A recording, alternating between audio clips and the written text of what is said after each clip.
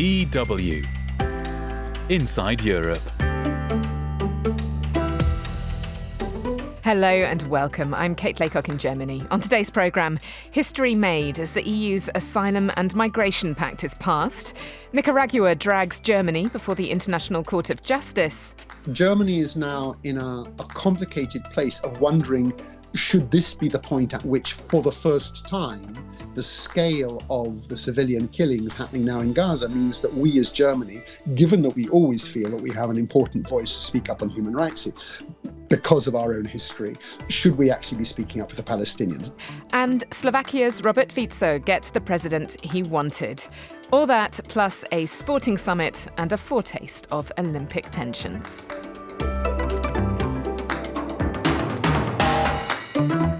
History made. We have delivered a robust legislative framework on how to deal with migration and asylum in the EU. That was how Roberta Metsola, the European Parliament president, announced the passing of the EU's Pact on Asylum and Migration to the world on Twitter or X on Wednesday. But plenty of people are dissatisfied, some saying the package will lead to greater human suffering at Europe's borders, and others saying that it doesn't go far enough to protect them. Terry Schultz has this summary for us. The European Union's new Migration and Asylum Pact contains 10 different parts, some of them more controversial than others. It will make it harder for people to come to Europe and stay in Europe if they don't have a valid reason to seek asylum, such as fear of persecution in their homelands. People will have their claims processed faster, according to the new laws, and they'll be deported faster if it's determined they're just seeking better living conditions. It aims to better share the responsibility, which currently is disproportionately borne by those countries along Europe's southern edge, for example in Greece, Italy, and Spain, by compelling other countries to either take in some of these people or pay to take care of them elsewhere. European Commission President Ursula von der Leyen, who's in charge of the executive branch that formally proposed the legislation in 2020, was extremely relieved. Today is indeed a historic day. After years of intense work, the Pact of Migration and Asylum becomes a reality. It is a huge achievement for Europe. We all understand this fundamental truth. Migration is a European challenge which must be met with a European solution, one that is effective and both fair and firm. And this is what the Pact on Migration and Asylum delivers. Some of these reforms have been in the works almost a decade, since the high mark of asylum attempts in 2015, when 1.3 million people arrived in Europe.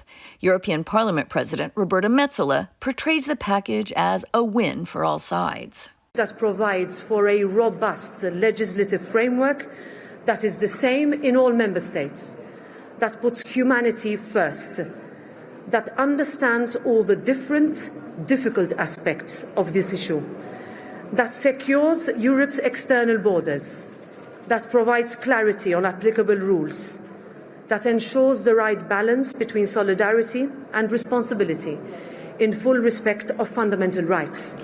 But right up to the last minute, it was unclear whether it would pass or not because some measures are so controversial. Lawmakers on the far right and far left opposed it as either too soft or too harsh. Human rights activists staged a protest inside the public area of the parliament, shouting at lawmakers to vote against it.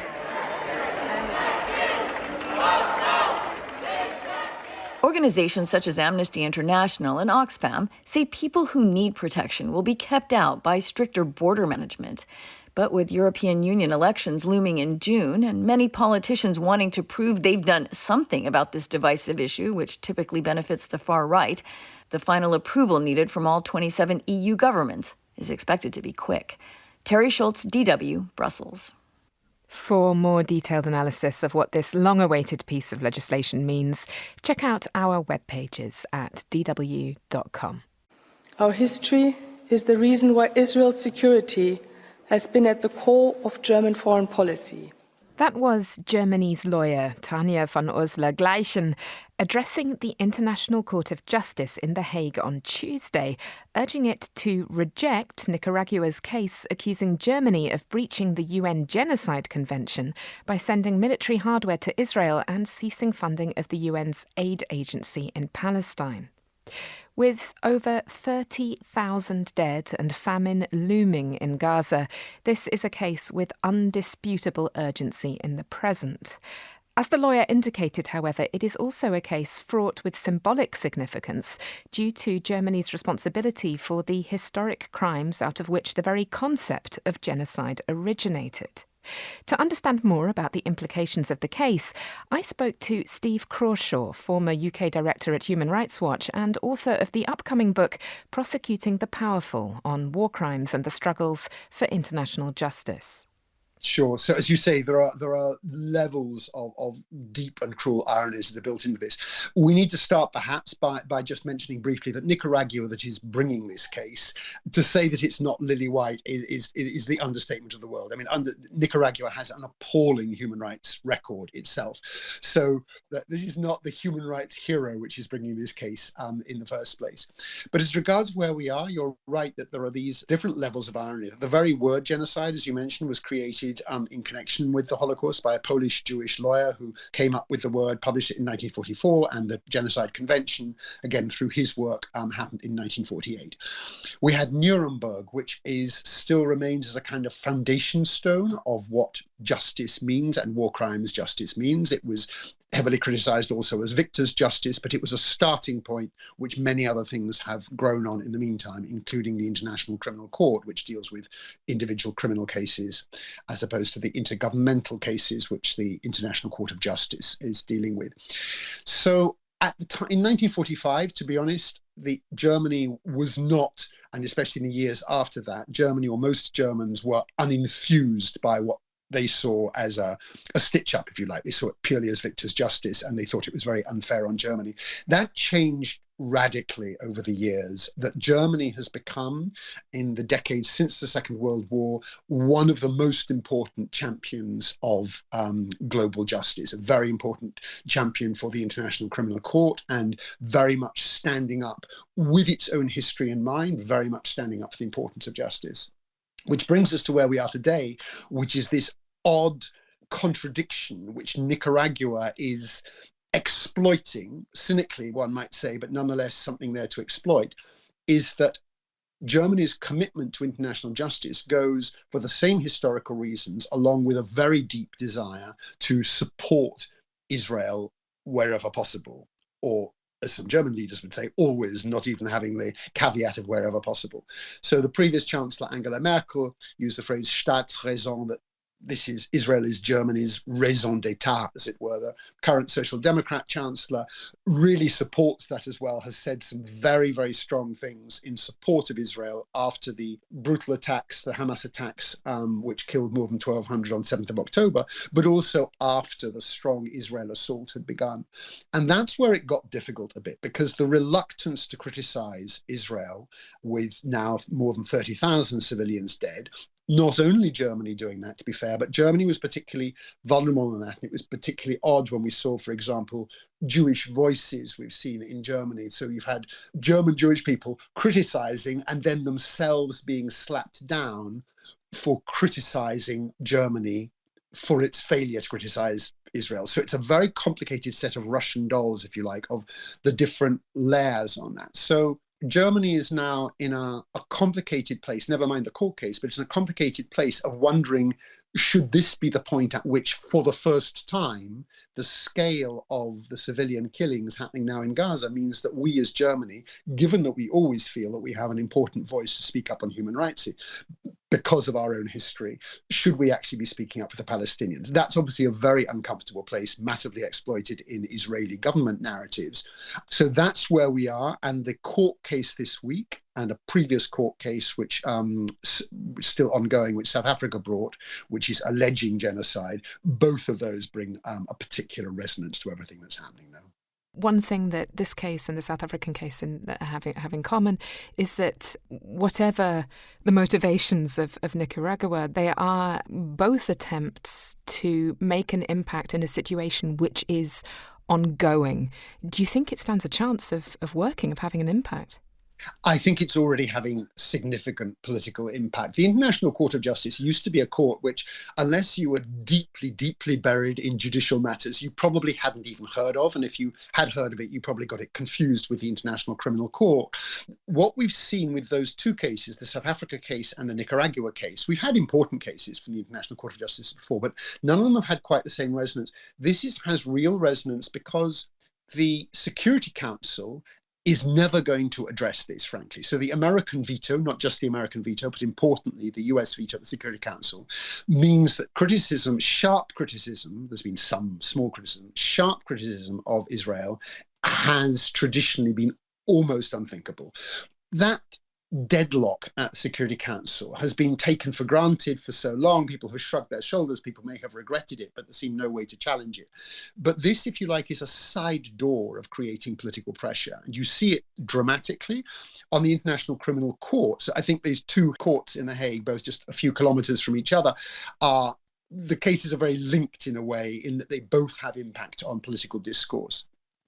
And we see that the fact that the International Criminal Court got involved a couple of years ago, even before 7th of October, it theoretically got involved, but it didn't seem to have any impact. Now, in recent months, the chief prosecutor of the International Criminal Court has been a couple of times to Israel and to the West Bank, and Palestinians are still very skeptical, but seems to be taking it seriously. He's appointed a senior British military prosecutor for that work. That ICC case, that case from the International Criminal Court, a couple of years ago, Benjamin Netanyahu, the Israeli Prime Minister, in speaking to his cabinet, listing the most important strategic issues on Israel's plate, listed Iran, listed COVID, this was during the COVID pandemic, and third, listed the fact that the International Criminal Court was interested. He said, this is one of our strategic challenges.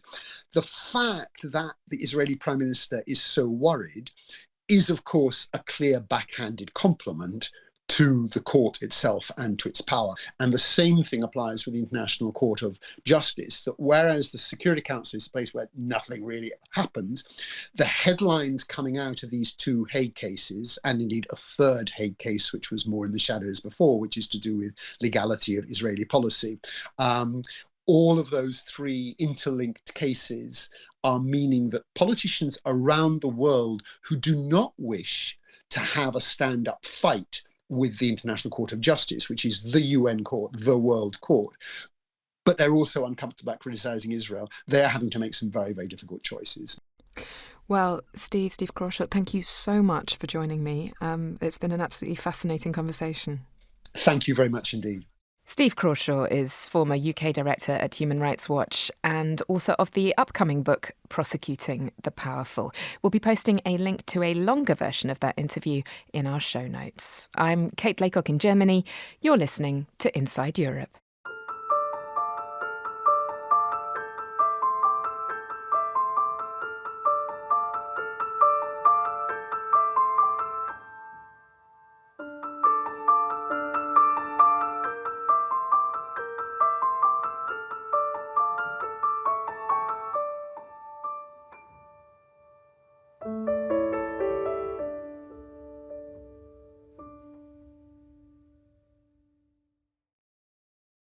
Slovakia has a new president.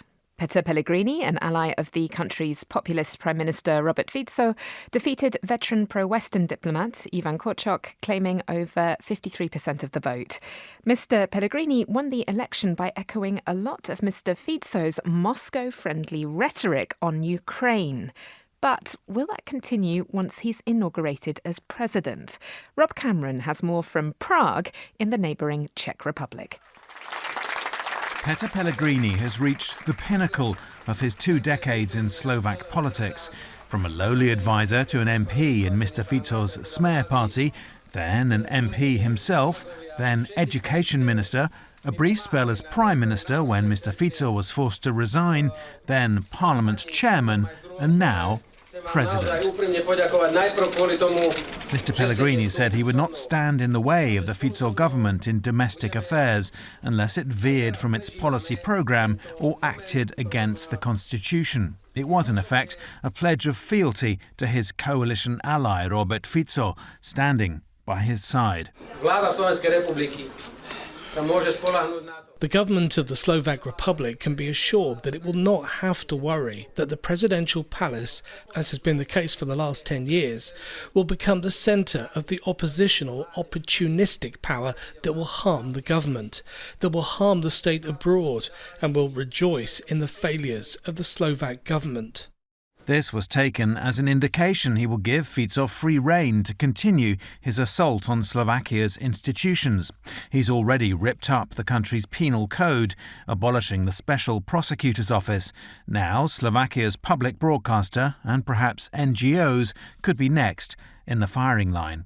But it was President-elect Pellegrini's comments on foreign policy, especially the war in Ukraine, that drew thunderous applause. I will do everything possible, whether people like it or not, to ensure that Slovakia always remains on the side of peace and not on the side of war. And people can criticise me for it all they want. So where will he stand when it comes to Slovakia's relations with Washington and Brussels? What about Russia? What about Ukraine? In subsequent interviews, he reiterated his opposition to sending weapons to Kyiv, saying 2 years of fighting had achieved nothing and it was time for Ukraine to seek peace talks. However, Mr. Pellegrini, who won the election partly by claiming he would never, unlike his opponent, send Slovak boys off to fight in Ukraine, said he regarded Russia as the clear aggressor in the conflict and said Slovakia would never recognise territory seized by force. He also insisted his election was a guarantee of Slovakia's place in the EU and NATO. Alena Kudzko, an analyst for the leading Bratislava think tank Globsec, said Mr. Pellegrini is likely to perform a delicate balancing act. My perception from the campaign and from the situation right now, that first and foremost Pellegrini is pro-Pellegrini. And he's looking for allies based on the situation, based on what can benefit him more at the current moment in time. Importantly, he does not see Russia or Robert Fico's government or Orban's government as a no-go. He does think that something can be gained from alliance with them based on the particular issue in question, based on the situation, but he equally says that there's a lot that can be gained from alliances in Brussels, in the United States or elsewhere. So I think he will try to balance all possible alliances, maybe sit not on 2 chairs, but on as many chairs as possible for as long as possible to maintain the support that he needs, and it will be very situational. The international headlines honed in around Mr. Pellegrini's pledge to be a president not of war but of peace, and most described him as pro-Russian, a populist, and so on. He may be those things, but for now, despite winning his country's highest office, the newly elected president is still emerging from the shadows of his boss, Robert Fico. For DW, this is Rob Cameron in Prague. The sands of European politics are shifting. To stay up to date with the latest developments, you can, of course, make sure that you're subscribed to Inside Europe, wherever you get your podcasts. For now, though, sport. After an absence of 5 years, largely due to COVID, one of the most important sporting summits has just taken place. The Sport Accord Business Summit was hosted by the English city of Birmingham. It brought together international federations from around the world, including all those whose sports will feature in the Paris Olympics. And, not surprisingly, given the proximity of those games, the Olympics featured high on the agenda, as Inside Europe's Ashish Sharma reports. But once business got underway, 2 themes were clearly emerging as the Paris Olympics loom large on the horizon. One is the issue of safety and security. The Games are fast approaching, while conflict rages in Gaza between Israel and Hamas, and the ongoing war in Ukraine following Russia's invasion. And linked closely to the second is the other issue, that of the participation of athletes from Russia, Belarus, and of course Ukraine itself. Well, I'm standing here outside the International Convention Centre, which is hosting the Sports Summit. It's a pretty grim and, I have to say, rainy Birmingham, but inside the venue itself there is a lot of excitement. So one of the key presentations at the summit was made by the organising committee of the Paris Games. End of 2015, beginning of 2016, just after the massive attacks we had in France, the authorities decided to defend what it is important in France, and the fact that it's not because we have been attacked that we should stop with gathering people, defending liberty and values important for France. Tony Estenguet is the president of Paris 2024 and championed the notion of holding an opening ceremony outside a stadium for the first time ever. The idea is to make the Olympics more inclusive to all, but it also poses one of the biggest security risks. Security is definitely part of the mix of the decisions till the beginning, and every decision we made to organize those games into the city for, again, la Place de la Concorde, for all the urban sports, or the archery on Les Invalides, beach volleyball at the foot of the Eiffel Tower, and even the opening ceremony were taken with this in mind, that we are in a very situation of security, and that there will be no risk at all for the athletes or for the spectators.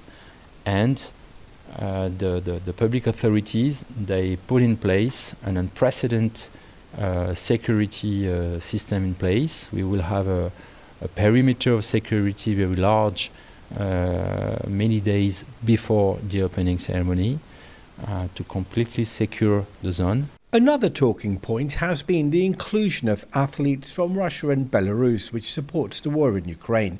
The International Olympic Committee that owns the Games has only allowed individual athletes from these nations to take part, provided, of course, they qualify.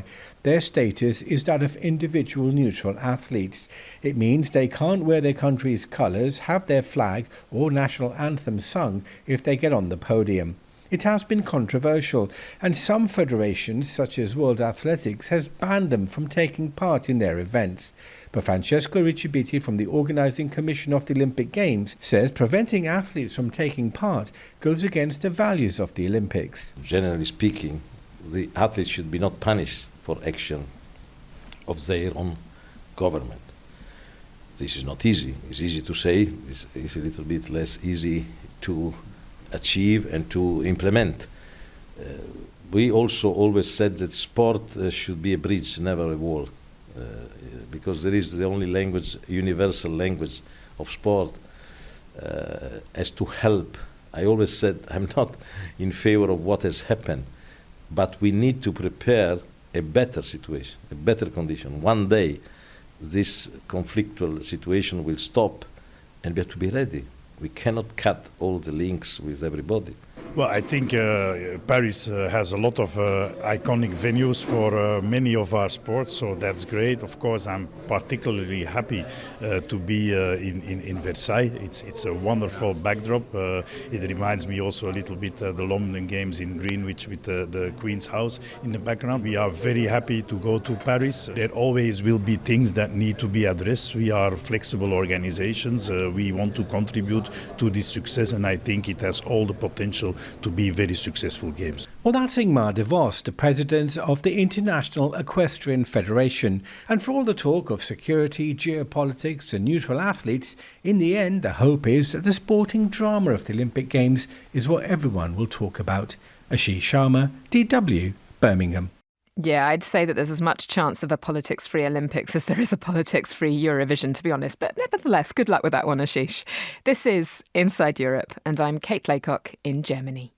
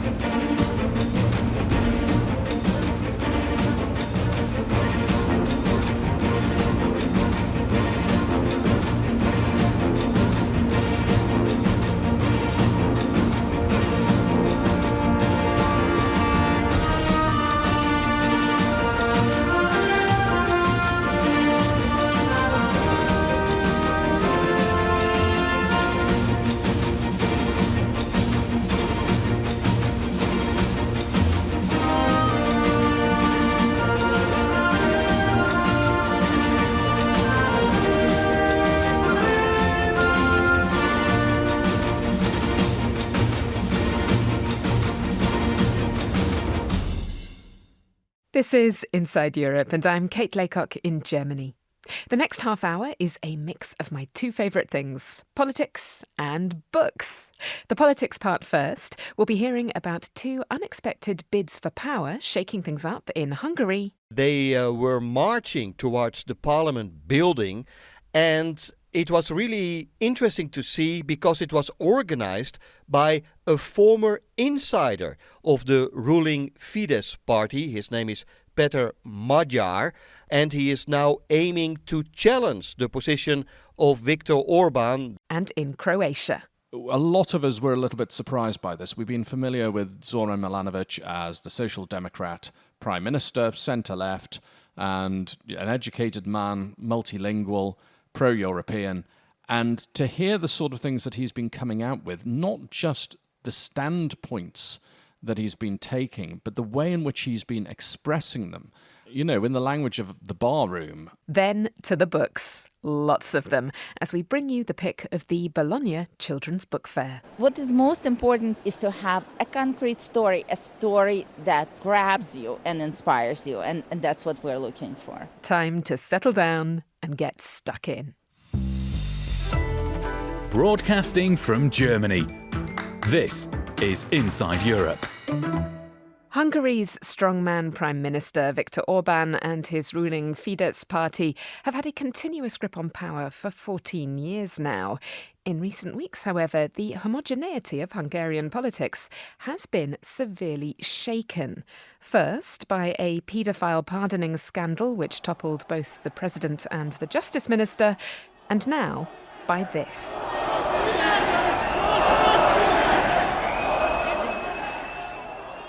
That's the sound of tens of thousands of protesters who took to the streets of Budapest last weekend in anti-government demonstrations organised by Peter Magyar, a lawyer, former diplomat and Fidesz insider who used to be married to the same Minister of Justice who was forced to resign back in February. Magyar is now positioning himself as a centrist opposition leader, but does he have the political credibility to become a serious threat to Viktor Orban? Well, our Budapest correspondent Stefan Boss was at those protests last week, the first, he believes, of many, and feels that something significant has indeed shifted. Yes, indeed. It was really amazing. I would say it is the largest demonstration I have seen personally in years. I would say at least some 100,000 Hungarians, many waving flags, were rallying. They were marching towards the parliament building, and it was really interesting to see because it was organized by a former insider of the ruling Fidesz party. His name is Peter Magyar.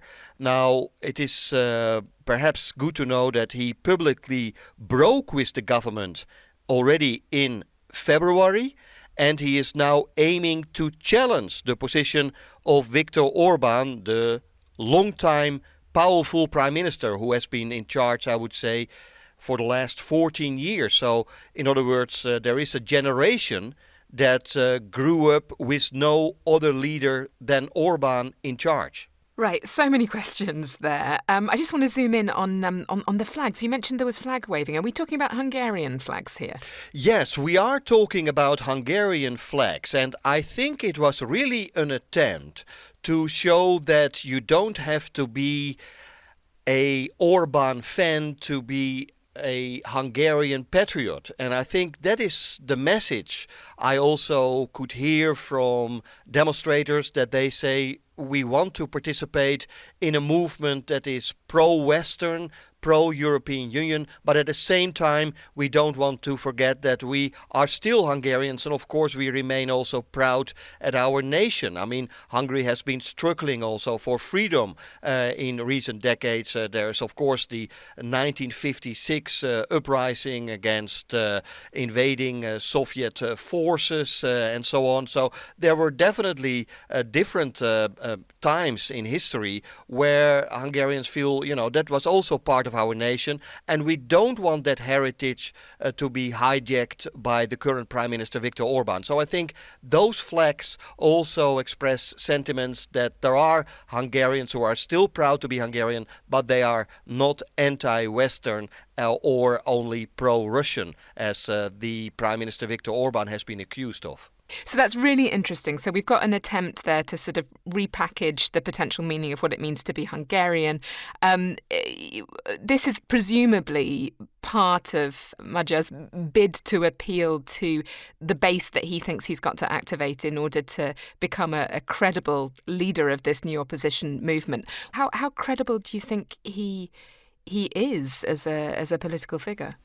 Well, I think one of the things, of course, the government is using are his alleged personal flaws. This has been played out very publicly. He has been accused of domestic violence against the former justice minister. But he says, Peter Magyar maintains, that his wife has been put under pressure and that he will basically always be there for her and the children. Now, normally, of course, one would say this is a private affair, let them have therapy and work it out together. But because it was played out so publicly, these personal flaws may haunt him in the near future. So people will, I think, have a wait-and-see attitude how this will play out and whether he will form a challenge towards the Hungarian Prime Minister. And of course, the European elections upcoming in June will be the first big test of that. What platform can we expect him to be standing on? Well, he will definitely stand on a platform of a centre party, I would say. He wants to unite both the leftist Hungarians and the more right-wing and conservative Hungarians. Definitely not the extremists. I mean, he doesn't want to have anything to do with them. But most of the people, I would say, they are really divided between left and right, and that is quite a challenge because I would say Hungarian society is very much polarized. You can even feel it when you speak with people on the streets, and I also know from personal experience among friends that some of them even are afraid to be involved in all kind of even in journalism projects, which I wanted to develop with them, because they say, we may lose contracts with the government, or and I know other people even in the crowds who told me that their family may be upset, or they may even have problems at work. So there is this fear also even among Hungarians to speak out, I would say, against the Hungarian Prime Minister Viktor Orban. And it also really leads to divisions within families. I mean, there are people who for instance, don't speak with each other anymore, and that sort of things are really happening. Now, beneath it all, critics say is also the Hungarian government propaganda through the media they still control, especially, I would say, outside Budapest, the Hungarian capital being a more liberal, I would say, part of Hungary, but outside you still have difficulties reaching people, although it is very interesting to me to see that people from far away also came to the protest. So it's definitely a development to watch. Well, Stefan, a very interesting time to be our Budapest correspondent. Thank you so much for joining me on what... That's an understatement. I don't think this will be the last update. Yes, no, it will not be the last update, I'm afraid. No, there's more to come. Our Budapest correspondent, Stefan Boss there. Peter Magyar is not the only colourful figure making an unexpected pitch for the centre ground in Europe at the moment. Croatia goes to the polls in parliamentary elections next Wednesday, and a certain Zoran Milanovic will be running for Prime Minister. The problem? He happens to already be the sitting president. Now, the constitutional basis for this move may be wobbly, to say the least, but the head of state's intervention has certainly enlivened what might otherwise have been a predictable election. A situation which I can't help but suspect that our Balkans correspondent, Guy Delaunay, may secretly be rather relishing. Well, when we get back down to sort of like the bottom line of this thing, Kate, what we've got are two major parties in Croatia. You've got the opposition, the centre-left Social Democrats, and the governing party, the centre-right to right-wing nationalist HDZ. And since Croatia's independence in 1991, the HDZ has dominated. I mean, if you look at Croatia at any given point, about 8 times out of 10, they would have a government led by the HDZ. We did, however, have a Social Democrat government between 2011 and 2016, and that was led by Zoran Milanovic, who was Prime Minister then.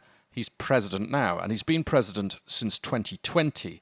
Now, in Croatia, the president is supposedly, though I have to say not always, a non-party political role. In other words, you're not meant to take political stances on things, or at least party political stances on things. But in fact, Mr. Milanovic has used the position to launch attack after attack on Prime Minister Andrej Plenković and the HDZ. And that, rather unexpectedly, in a move which shocked the nation, I have to tell you, Kate, culminated him in declaring that he would be a candidate for Prime Minister in the elections for the Social Democrats. Well, shocked the nation and shocked the courts as well, Guy, because there are legal obstacles here as well, aren't there? Absolutely there are. And the big question was whether the president could run in a parliamentary election without first resigning as head of state. Now, there were some questions about this, because if you look at the Constitution, it does say that, well, there's nothing to stop him from running in a European election, for example. So the president could run to become a member of the European Parliament. But the Constitution did seem to be fairly clear that the president couldn't run for Croatia's parliament, and the judges at the Constitutional Court duly made that ruling, to a furious reaction from Mr. Milanovic.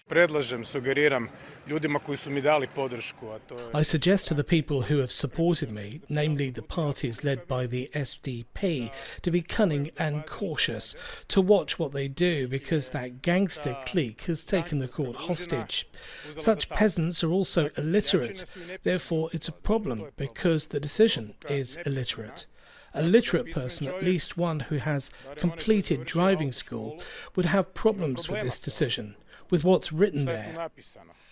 Wow, some really quite striking rhetoric there. Is this a regular feature of Mr. Milanovic's style, Guy? Oh, absolutely it is. And it's been a feature of his style, really, since he became the president. A lot of us were a little bit surprised by this. We've been familiar with Zoran Milanovic as the Social Democrat Prime Minister, centre-left, and an educated man, multilingual, pro-European. And to hear the sort of things that he's been coming out with, not just the standpoints that he's been taking, but the way in which he's been expressing them, in the language of the barroom, to put it politely, rather than any sort of statesman-like language. That's been quite arresting, I would say, for an awful lot of people. And this has been continuing, despite the Constitutional Court saying that he can't go and campaign and he can't be a prime ministerial candidate for the Social Democrats. He's still, in essence, campaigning. He's out on the road every day. And the message, really, whether it's spoken out loud or not, is that a vote for the coalition led by the Social Democrats would be a vote for Zoran Milanovic as Prime Minister. We'll worry about the details later. And even though the media have been advised by, the legal authorities not to report his comments as part of the campaign, frankly, Mr. Milanovic is still providing all the talking points. So it's no wonder that when I ran into Prime Minister Andrej Plenković in Zagreb, he was feeling somewhat exasperated. I think we're on the right track, and this is what we are going to explain to our citizens. It requires a lot of, as the French would say, pédagogie politique. Sometimes we are distracted with diversion and sabotages, such as the current one by the incumbent president of the Republic, but that is less relevant because it's an anti-constitutional behavior. What is relevant that the Croats are provided with the government and with the parliamentary majority, which will ensure stability over the next 4 years. So that's Andrej Plenković, who's the current Prime Minister, leader of the HDZ party. And Mr. Plenković always comes across as a reasonable figure, very much the centre-right voice of his party. But his party, I have to say, isn't entirely just a party of the centre-right. It's always been a Croat nationalist party, and a large part of its support base still comes from the right-wing nationalist element in Croatia. So this is why what Mr. Milanovic, the president, what he's been doing has been quite interesting. The ways in which he's been speaking out, the language he's been using, and the topics he's been talking about, it's all basically about looking to snaffle some of the HDZ's traditional support base. So when he's speaking out about immigration, Croatia's involvement in providing military support to Ukraine, the situation of ethnic Croats in Bosnia, all of the ways in which he's been talking about that have been designed to appeal, in essence, to maybe traditional HDZ voters, even if that might be rather alarming to voters who would traditionally vote for the Social Democrats. Now, I spoke to Sandra Bencic. She's the prime ministerial candidate for the Green Left Party Možemo. They actually have control of Zagreb on a municipal basis. The mayor of Zagreb is from the Možemo party, and they're very much a rising force in Croatian politics. They're not part of the main centre-left coalition going into the election, but she says they would consider joining forces with a potential Milanovic government. Basically, I would say he's not left, he's a liberal. That's my opinion. And I think a lot of reaching out towards the right wing, is actually tactics to take HDZ, those mythical places on the basis of which they, create this public opinion that HDZ equals Croatia. So finally, if we were to zoom out a bit, what would a potential Milanovic victory mean in terms of the region and indeed beyond, Guy? A lot of people are asking what it would mean in terms of Croatia's support for Ukraine. And that's from an international perspective. Because Mr. Milanovic, while he's never praised Russia's invasion of Ukraine, like we've heard, certain leaders in the region do, for example, Milorad Dodik, the leader of Republika Srpska in Bosnia, what Mr. Milanovic has done has been to play down the idea that Western countries should be supporting Ukraine with military equipment and military personnel. He's constantly been saying that it's going to be extremely difficult to dislodge Russia from Ukraine, and any further involvement by Western countries in Ukraine is very dangerous. So that's been his line all along, and it almost sounds complimentary to Russia at times, the way in which he talks about that country. And it does sound quite familiar to some of the rhetoric that we hear from people like Viktor Orban, the Prime Minister of Hungary. So that's a concern for people. The other concern is, which Zoran Milanovic are we going to get if the centre-left coalition wins the election? If Mr. Milanovic then resigns as president and becomes prime minister, what's Mr. Milanovic going to do? Is he going to carry on being this shoot-from-the-hip figure that we've seen since 2020 when he became president? Or are we going to see a return to the more considered Zoran Milanovic that we saw when he was prime minister between 2011 and 2016? That's certainly a concern for people. And it's a bit of a risk, the way in which he's been using this sort of barroom rhetoric, that while you may get some of the voters to whom that sort of language and behaviour and this perception that you're telling it like it is appeals, you may also repel a lot of your blocs, a lot of your political blocs' traditional voters who may be worried about the kind of rhetoric you're coming out with and might be looking for an alternative which isn't so outspoken on those sort of subjects. Our Balkans correspondent, Guy Delaunay there. Whoever Croatia's next Prime Minister turns out to be, I am confident that Guy will continue to manage to bump into them in Zagreb for us. Now, grab yourself a cushion and a beverage of preference. We're settling down for some serious book action next. That's with me, Kate Laycock, here on Inside Europe.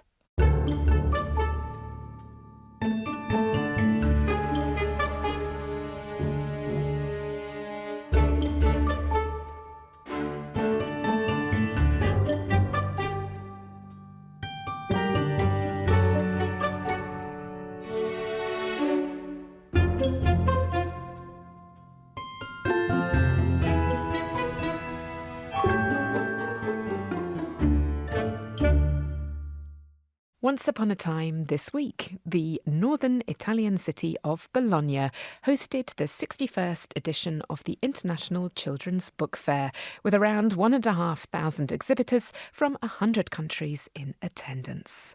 While publishers, authors and illustrators showcased their books and artwork, deals were made to sell or buy the rights for translation and publication in other languages and countries, and there was even a new TV and film rights centre to encourage book-to-screen projects. There were spotlights on comic books, women in publishing, and of course the impact of AI. But one of the most important focuses this year was on sustainability and the potential for children's books to create a healthier planet. Our correspondent Danny Mitzman was keen to discover more. Bologna's International Children's Book Fair feels like visiting a literary candy store. Thousands of fascinating publications for ages ranging from toddlers to teens, and wall upon wall of eye-catching artwork in exhibitions featuring some of today's top children's book illustrators. It's edifying, inspiring and overwhelming all at once. So after a while, it's a sensory relief to reach a quieter area known as the Author's Cafe, for a discussion entitled Reading for a Healthy Planet, Inspiring Children's Books to Help Achieve a Sustainable Future. So I'm going to start, since this panel has been inspired in part by the UN Sustainability Development Goals. Maybe, Irina, can you tell us... Everybody here is talking about SDGs, the United Nations 17 Sustainable Development Goals for 2030, aimed at bringing peace, equality and prosperity to people and the planet while tackling climate change.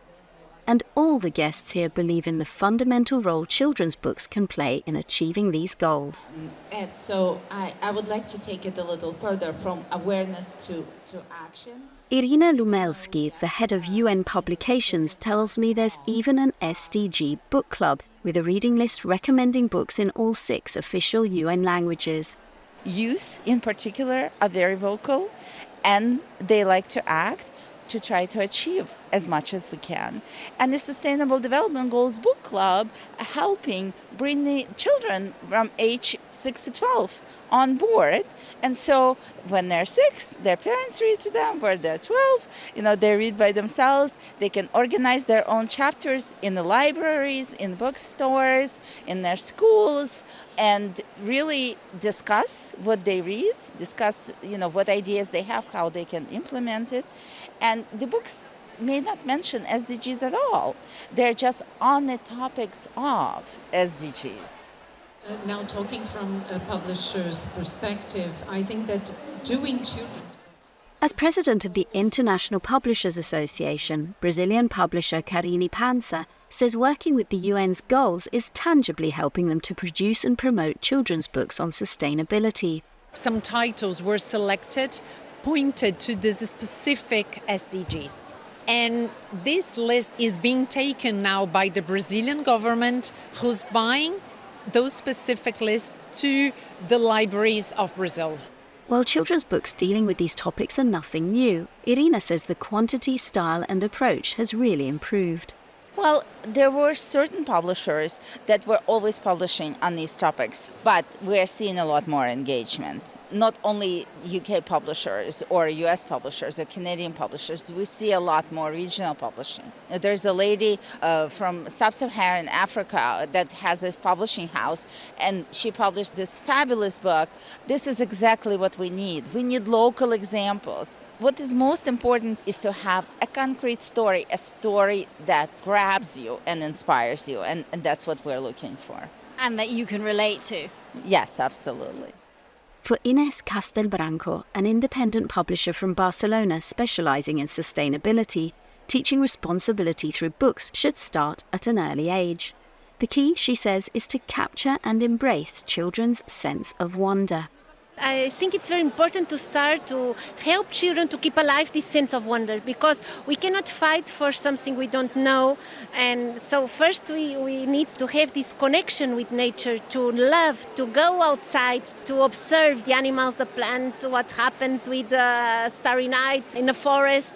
So I think we should start as publishers to invite children to go outside and to observe the world. And then we can invite them to do things, of course, to change, to fight against the climate change and all the things. But I think we should start with this sense of wonder and also to work together with illustrators, with authors, scientifics, to make beautiful books.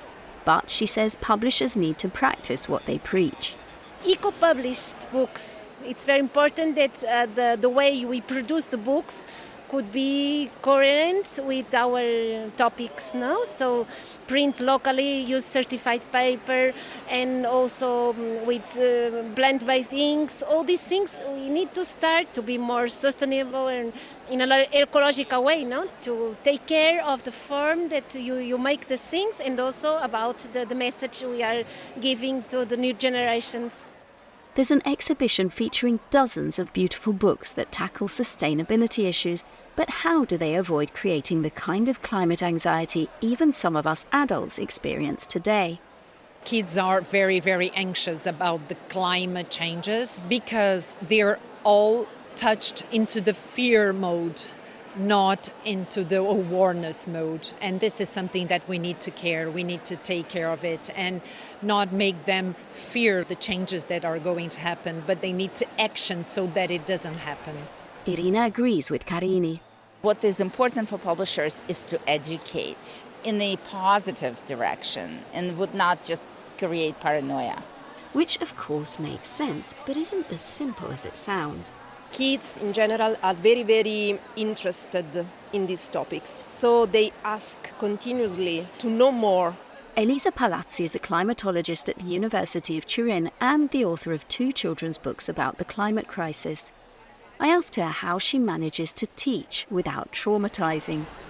Highlighting the positive examples that exist, persons, countries, cities that are really doing lots of changes by showing the different several ways everyone can contribute to the environmental health, but also trying to be rigorous in the scientific sense. It is important to let children know that we know things and that there are negative aspects, but you have also to show the positive side of the coin. This is the way I try to communicate the climate change crisis in order to inspire children to be active, basically, and to feel protagonists of their story. While Elisa says it's crucial to get the science right, she found working with a co-author helped create a style and tone that younger kids could relate to. One of these books, for example, the first one addressed to the smallest, is a book based on basically questions, posed exactly like a child will pose. To say the consequences of global warming in the oceans, the question in Italian is ma se l'oceano si scalda, I pesci sudano? So if the ocean gets warmer, will the fish sweat? Exactly. And this is a quite funny question, and the answers are more serious, but there is like a dialogue. And the co-author is one who is very, very much able to use even some kind of humor. So they have fun when they read this book. And of course, Elisa reminds me with a twinkle in her eye, children's books can entertain and educate parents too. Danny Mitzman for DW in Bologna. A big shout out here to Danny Mitzman's 10-year-old daughter Ariana. Her top children's literary tip, Nurse Matilda by Christiana Brand, which Ariana, by the way, read in Italian. Auguri, Ariana. That's it for today. This programme was produced by Helen Seeney with help from me, Kate Laycock, and sound engineer Michael Springer. Inside Europe comes to you from DW in Bonn, Germany.